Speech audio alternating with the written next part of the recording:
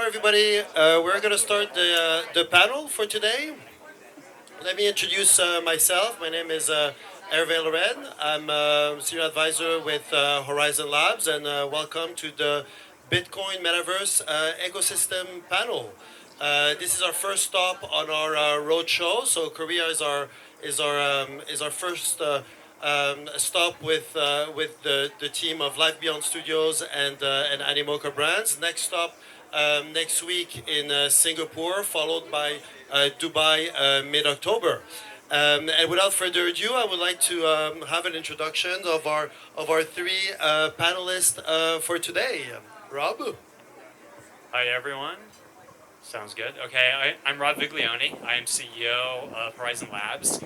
As an old Bitcoiner, I have to say this is kind of exciting for me to be on a panel talking about metaverse on Bitcoin. Never did I think that was going to happen. I just thought that we were creating a new kind of money. It's going way beyond that. So at Horizen Labs, what do we do? We're protocol developers. We're a deep technology group within this industry. We've done a variety of different things, and yeah, maybe I should talk more in here. Thank you, Herve. He's a professional. We're just technologists, right? So we develop different protocol technologies, in particular on zero knowledge proof. So we're cryptographic engineers, and now we're working on a really exciting project that we're going to be talking quite a bit about. Some other exciting projects we've worked on, you can see by the T-shirt, we've had some really interesting things going on. Some friends and partners in the crowd from some of these other projects. Thank you for coming, but Ben, on to you. Thank you. And so I love when you introduce yourself as just technologists, talking about the guys who built ApeCoin. You know, it's a small achievement. So hi everyone, I'm Benjamin Charbit. I'm the co-founder and the CEO of Life Beyond Studios and Darewise Entertainment, two companies that are now subsidiaries of Animoca brand. With my friend here, we're original game developers coming from the traditional world. Moved to Web3 in 2021 because the value proposition of Life Beyond just made so much more sense if it was running on chain. And I think we've always started to really entertain and nurture this dream of a gaming metaverse, of a second kind of reality where we would be living but in a digital way. And the more we started to investigate in this direction, and the more the nature or the value proposition of the philosophy of the chain really mattered as much. And that's why I think we're going to be talking a lot about Bitcoin today. I think a lot of you are also wondering why Bitcoin, why and the metaverse. But we think that there is a very interesting opportunity and that it's just the beginning. So very excited to be here tonight. Hello everyone, I'm Mohammed Ezeldin. I'm the head of Tokenomics at Animoca Brands. Again, Animoca Brands, we really believe in the idea of the open metaverse, blue ocean over red ocean, ownership over digital assets and property rights. And we have arguably the largest ecosystem within the space, and really at the forefront of what we're trying to do is connect different parts, not just of our ecosystem, but the wider Web3 ecosystem, so we can push forward to this notion of an open metaverse. Again, I've got loads of subsidiaries and portfolio companies in the crowd today, so great to see a lot of people here, and really excited to be talking about Life Beyond, Bitcoin, Metaverse, and what the future holds potentially. Thank you, Mo. Let me start with you, Rob.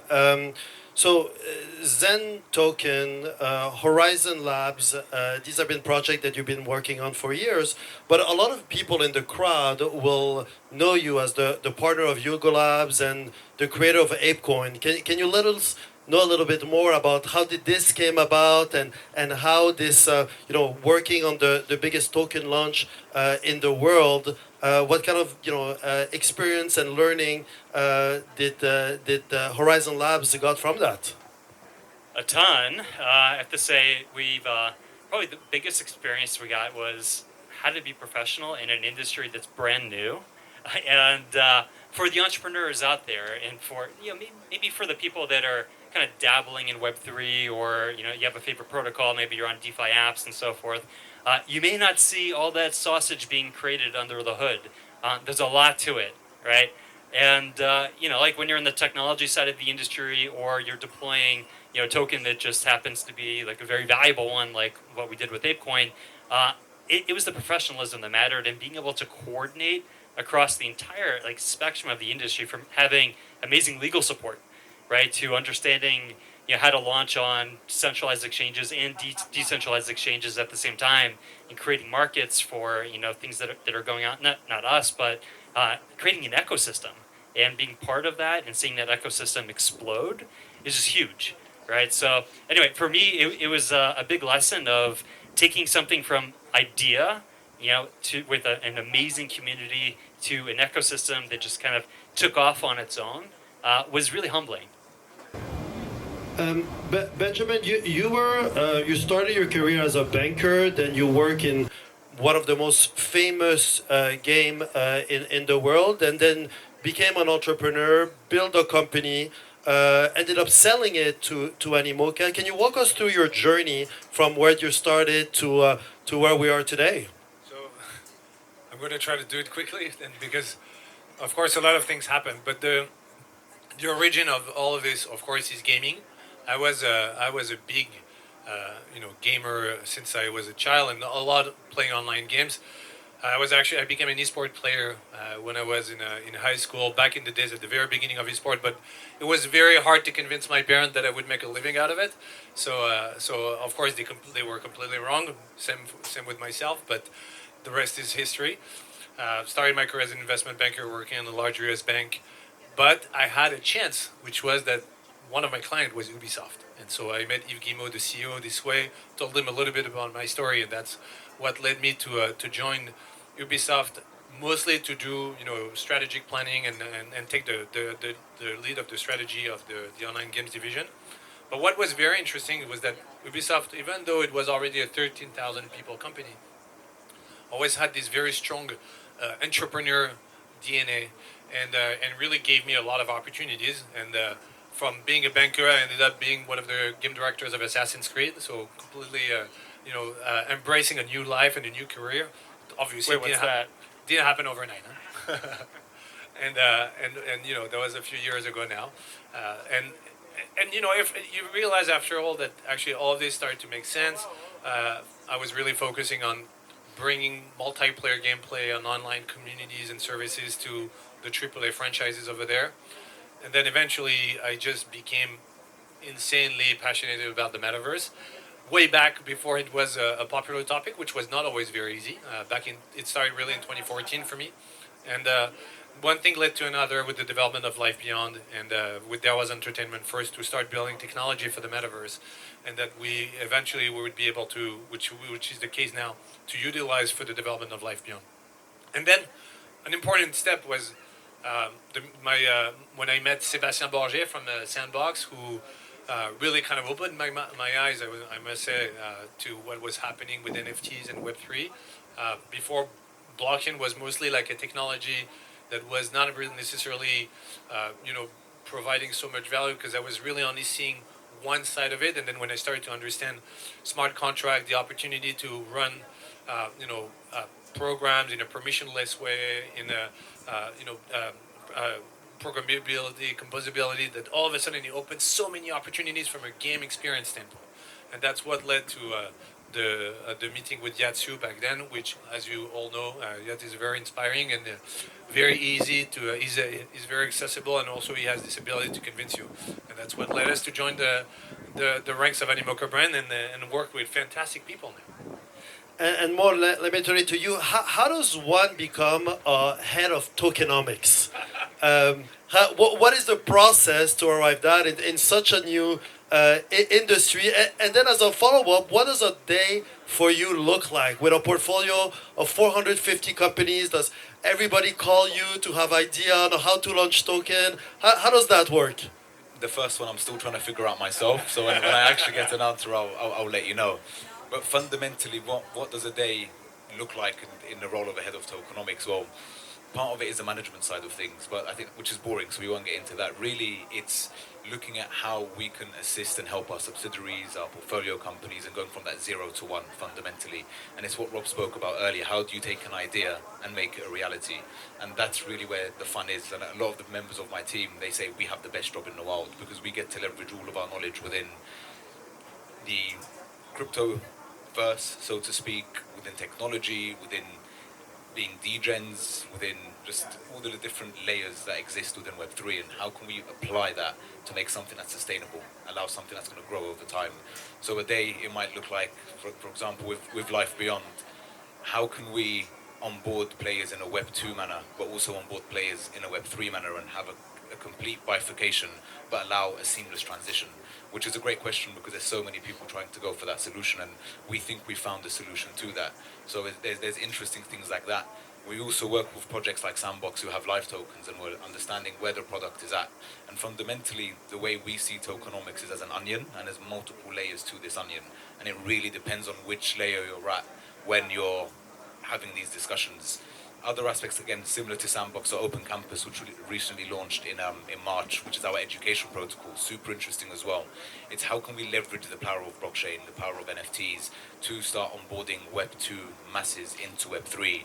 Gaming is arguably the largest narrative for that, because gamers understand what it means to be able to buy and sell assets, not necessarily digital assets that you have ownership of, but that's the next stage, is allowing them to begin to forget the negativity around buzzwords like cryptocurrency, like NFT, like blockchain, and get them to engage in the gameplay first, and through that begin to discover what it means to be an owner of a digital asset and have ownership of your data. And we take it from there. Amazing.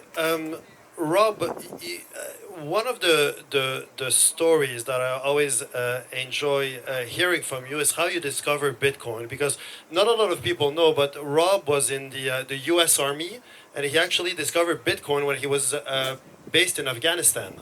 And I think that's an interesting story of not only how you discovered it, but how you taught it to the other people that you were based with in Afghanistan at that time. Well, I have to say that there's a lot of rich GIs out there right now because I was giving away Bitcoin, probably a little bit too much. But yeah, so I mean, I actually there was an addendum to that, or maybe when I first discovered Bitcoin, I didn't buy it, which is kind of a bad decision. I offered to tutor people in physics or math or something like that for Bitcoin. No one took me up on it, so I earned no Bitcoin, and then I waited, until then to get some. And like for me, it was kind of a light bulb moment, not just for like my personal, this Bitcoin thing is going to change the world, but like actually seeing it make a tangible difference to people. So in Afghanistan, for instance, people got it. They understood exactly right away why it was really important to them, because the Afghani currency itself wasn't exactly stable, and they were really looking to get resources out of the country, and they were just very used to having what's called a hawala system, which is kind of the oldest form of peer-to-peer money transmission in the world that exists today. It is kind of like an analog version of Bitcoin. So when Bitcoin came along, it was an easy sell. So what I did back then was I kind of made some bad decisions, giving away too many Bitcoins. I bought a cigar once in Bitcoin, bought a watch in Bitcoin. I regret all of these things. Is there a Twitter account about the Bitcoin cigar? Like the Bitcoin There's an pizza? old CoinDesk article on it. If you guys look for that CoinDesk, first Bitcoin transaction in Afghanistan. But And just as a follow-up of that, the Zen token that has been on 50 exchanges since 2017 is actually similar tokenomics as Bitcoin, with 20 million tokens in total, proof of work. Can you walk us through that thinking of like looking at Bitcoin to create your own token? yeah, sure. I mean, so like Horizen Labs is a company that came about from developing protocol, like I said. But our first protocol is one that we launched in 2017 with a cryptocurrency, back when it was cool to kind of create cryptocurrencies back in 17. We haven't done much with it. Now, we've kind of gone along this technology development path, but now we're finally launching an EVM platform for it. So basically, like Herve said, yeah, we have this kind of older, cryptocurrency property called Zen that is out there. It has the infrastructure, has a Grayscale trust. It's on Binance and all the big exchanges. But now we're finally adding utility to it. So actually, in October, we're launching the beta version of our EVM chain, which is an Ethereum smart contracting platform in the Horizen ecosystem, using that old property Zen as the gas. So we're kind of excited about that. There's a lot of different things going on in this industry. I can say consolidation around standards is one of those things. So like, yeah, we can talk about the history and the fun stories, but there's also like a really nice technology trajectory of where the industry is going, where you're seeing happening now in Bitcoin with ordinals and getting utility and smart contracting on Bitcoin, what you're seeing in the rest of the industry with different kind of clusters of standards being created, like the EVM standard, Cosmos for chain-to-chain interoperability, other things like that with zero-knowledge proofs that we're doing. I think that's really exciting, and I think there's a lot on the horizon for the industry. So don't let the bear market get you down, guys. There's actually a lot of building going on right now. Thank you, Rob. Ben, not a lot of people know that Live Beyond Studios is actually the second company within the Animoca ecosystem. Yatsu is actually the chairman as well of Live Beyond. And when you look at the different ecosystems, the different chain, I know you've been passionate about ordinals, about building on Bitcoin. Where did that passion come from? So, I mean, originally, I guess the big question for us was, we launched everything on Polygon, and so we picked Polygon because when we didn't know much, it felt like a very approachable technology, fantastic liquidity, big community, and eventually we started to see more the chain or the technology more as a commodity. But what was really happening is, you're looking at the dynamics, and of course, I think we're still at a time where you want to be among the first ones.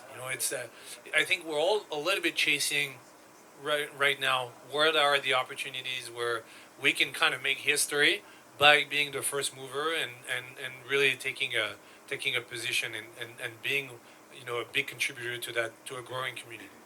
So of course, when we started to see the movement with ordinals, it automatically awakened a very strong interest, because all of a sudden you're thinking about Bitcoin, which is the largest the largest market cap in the space today. So a huge amount of liquidity held in the hands of a community that doesn't really travel to other chains. So you're like, wow, we can finally dream of having utility on Bitcoin. Well, so far it was mostly to transfer value.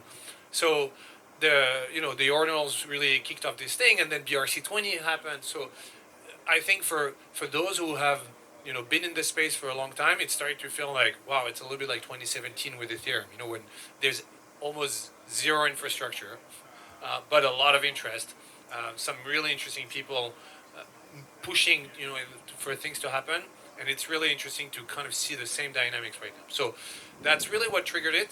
And maybe a second thing, which is, we never really saw Life Beyond as a game.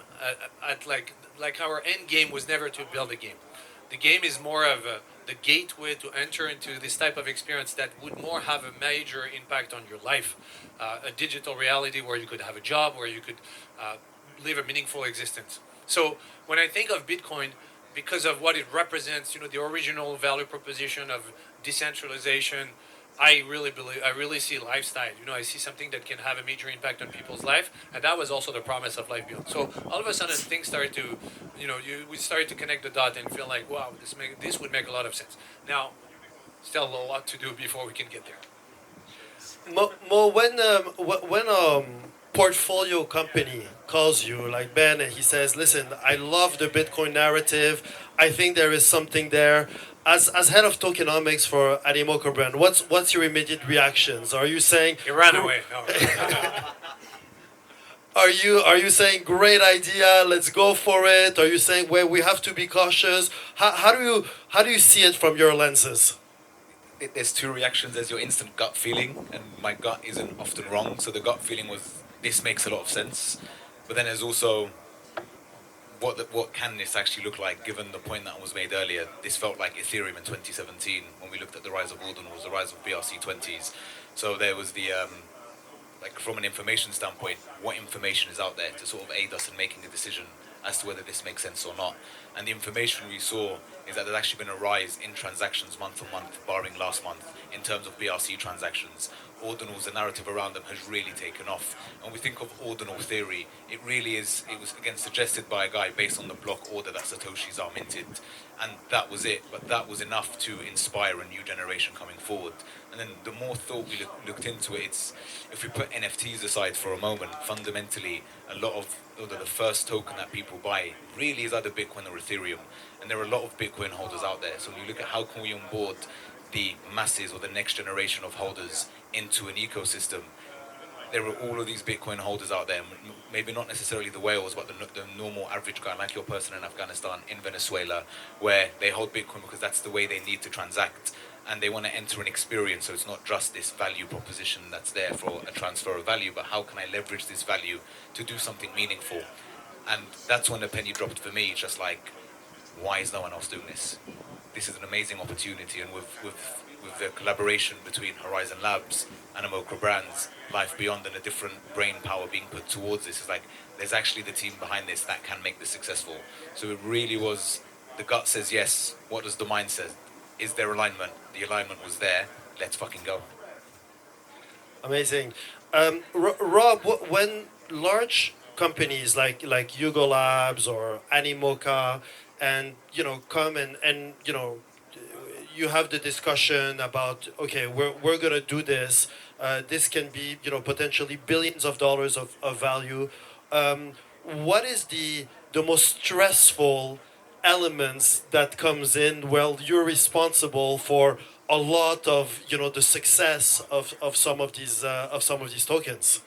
Yeah, well, probably the most stressful thing is to think, good God, what do we have to not do now to be able to handle this? Because I will say, this is not our business model, guys. We're a technology company, first and foremost. So, like, we have a lot of exciting tech projects that we love. So it's very rare that we actually take on a partner like this and choose to work on this type of project. Very rare, in fact. That's why it's basically with these guys, when we heard there was an opportunity to kind of do a rerun and work with this amazing team, that's what got me in. That's what got us in. But it really comes at a big opportunity cost. We love everything else that we're doing, and we clearly have to balance our resources and push some things out, but it was worth it. I think this is a pretty amazing project.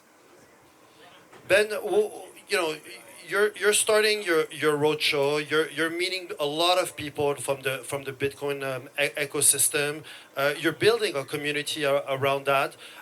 What is the kind of the value proposition that Life Beyond puts out there to build that community, and how is it different from a traditional gaming community and other? How does that AAA gaming plus Bitcoin community, how do you see that all blend together?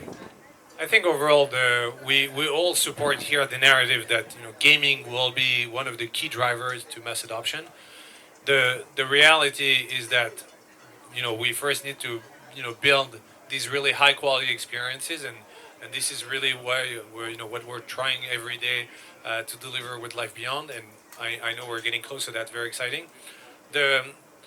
But overall, the idea for sure is that we're trying to be game changers here, and that's also why we joined the ranks of Animoca brand when we were already seed funded and closing our Series A back then, and because it felt like, okay, for the ambition that we have, we need a massive partner, and Animoca brand was this really leading Web3 player. So then again, it's more you start. I'm not going to say that day one we had this vision and that it really happens over time. Traveling, connecting. Even though we're a metaverse developer, we're actually very grounded in reality, and we love to meet up with community. I'm super excited, for instance, next week about the Ordinal Summit, in Singapore. So this is where you start feeling also what is existing, the energy that's happening, and what you can bring as a community member. I think we're really driven by this. How we can participate actively. And here, maybe one thing that is important that we can bring to the Ordinal space in the BRC20 as well is just like our development capacity to bring also big projects. Because right now it was a lot of initiatives that are very cool, but maybe they are going to lack a little bit of the the legitimacy of like the big brands that need also to for this whole ordinal space to take off. And so, Horizen Labs, of course, bring a high level of authority when it comes to the topic, and we, I think, will be providing one of the best product out there in the Web3 space in general, and for sure on Bitcoin when we launch this whole thing. And we haven't said what thing, but we are going to keep it a little bit secret for a little bit longer. Mo, as head of Tokenomics, what do you see as the main pitfalls to avoid when a new project is being released? When some of the portfolio companies come in and see you, is it what is you would say the three things to try to make sure to know that? And you had big success with Open Campus that on day one did a 30x over 1.6 billion. What went well, and what are the things that can be replicated in a new ecosystem like the Bitcoin ecosystem? Absolutely. So I think three of the biggest pitfalls, really, and I think this is more so for founders that are out there who are looking to raise, is there's always a payoff space at the beginning between how much you give away during the raise from a token perspective. And really the narrative of the past few years has changed, with the focus being on community. So it's always minimized the amount of tokens that are going out to investors, going out to the team, and with a big focus on if it's maybe a DAO and there being a large enough treasury or enough community rewards, or being able to entice developers coming in, depending if it's a protocol or not. So that will be number one.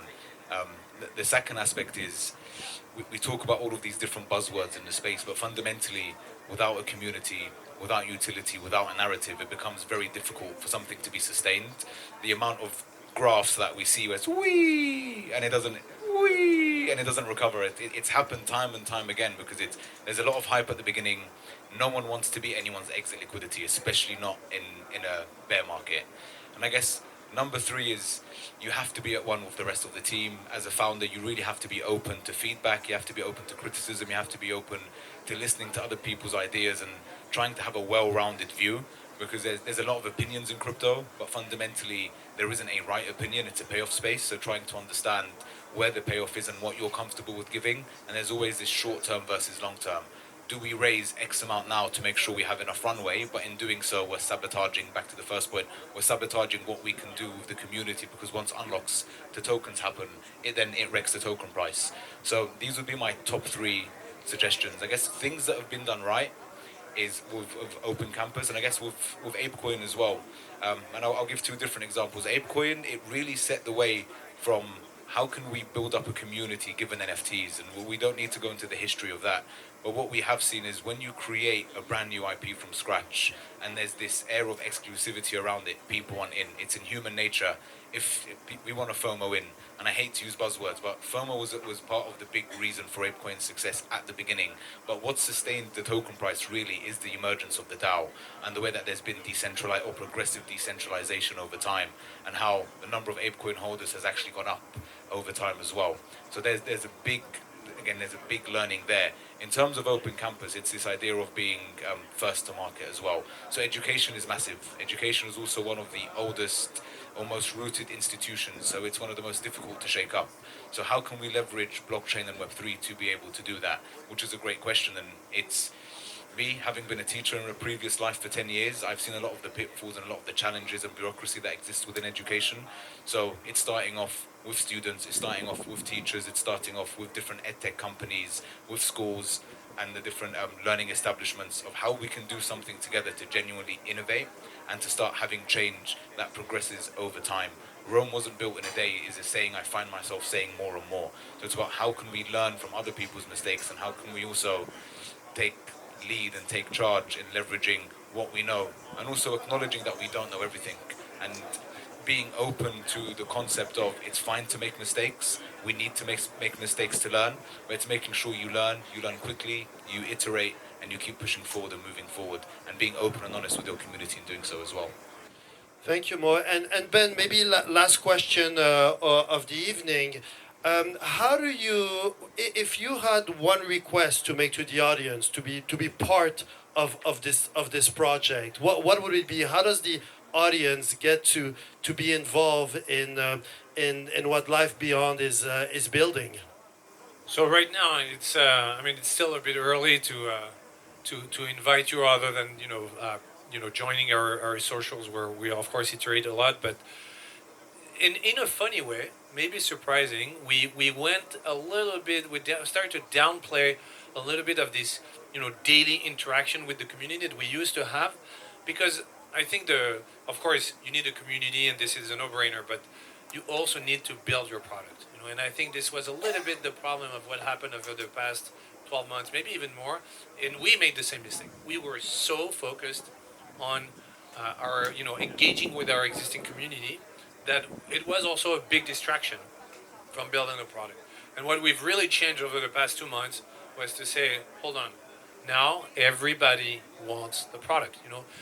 Enough of all the side activities and side experiences that everybody was doing, and we were the same one, because we all wanted to entertain, our community, to sustain our floor price. And now let's build the product, because everybody's kind of back on to, okay, what is the core value, the core product, and the core value proposition that you put on paper back then and I don't want to see. So right now, I think it's really about first,